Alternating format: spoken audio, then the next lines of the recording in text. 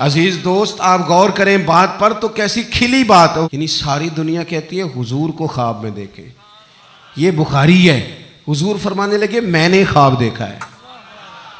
یا رسول اللہ صلی اللہ علیہ وسلم کیا فرمایا؟ میں نے خواب دیکھا ہے. میں نے خواب میں دیکھا لوگوں نے قمیضیں پہنی ہوئی ہیں، کسی کی قمیض پیٹ تک ہے، کسی کی پیٹ سے بھی اوپر ہے. حضور فرماتے ہیں پھر میں نے خواب میں عمر کو دیکھا. عمر فاروق نے اتنی لمبی قمیض پہنی، اتنی لمبی قمیض پہنی کہ نیچے گھسٹ رہی تھی. حضور خواب سنا کے چپ کر گئے. یا رسول اللہ کرم نوازی کریں، تعبیر بھی تو بتائیں نا.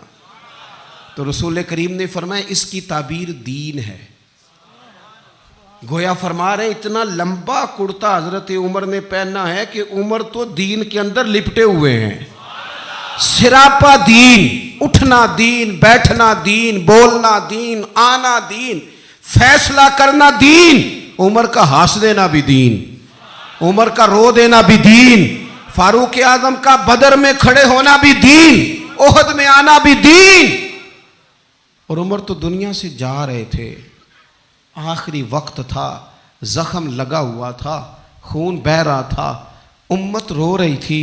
دین نبی دا وانگ یتیمہ رووے تے کرلاوے، ان میں کتھوں لباں عمر بہادر جڑا مینو سینے لاوے.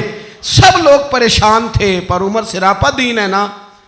عمر فاروق شدید علیل ہیں، خون بہہ رہا ہے. سامنے سے ایک نوجوان گزرا تو اس کا تامد، اس کا پاجامہ، اس کی شلوار ٹخنوں سے ذرا نیچے تھی.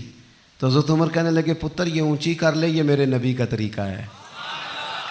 اس وقت بھی فاروق اعظم دین کی اور لے سجنا سا توڑ ہی نہیں بھائی، اسی جان بھی دتی تے راہ تیرے، لے سجنا سا توڑ. آخر تک پانی پرن نہ سہیلیاں تے وہ رنگا رنگ کڑے، پریا اس دا جانیے جس دا توڑ چڑھے.